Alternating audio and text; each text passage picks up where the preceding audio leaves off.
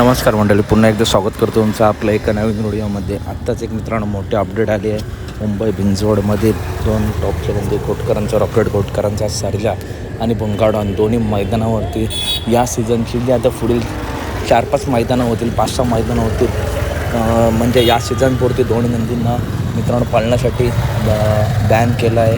कारण आपल्या सर्वांना माहिती आहे की आता वेगवेगळे बाईट येत आहेत, त्याच्यामुळे मालकांमध्ये मित्रांनो गैरसमज वाद होण्याची शक्यता होऊ शकते. त्याच्यामुळे मित्रांनो हाच मुंबईची जी संघटना आहे तिने निर्णय घेतला आहे या सीझनपुरती मुंबईमध्ये मित्रांनो भिंजवडमधला कोटसारख्या आणि बुंगाडॉन आपल्याला दिसणार नाहीत या सीझनला.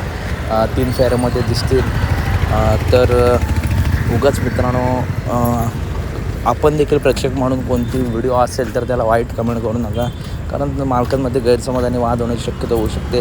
परंतु हा निर्णय मित्रांनो आता आला. या सीझनला आपल्या दोन्ही नंदी पळताना दिसणार नाहीत मुंबईमध्ये. चला तर भेटूया पुढच्या व्हिडिओमध्ये. धन्यवाद.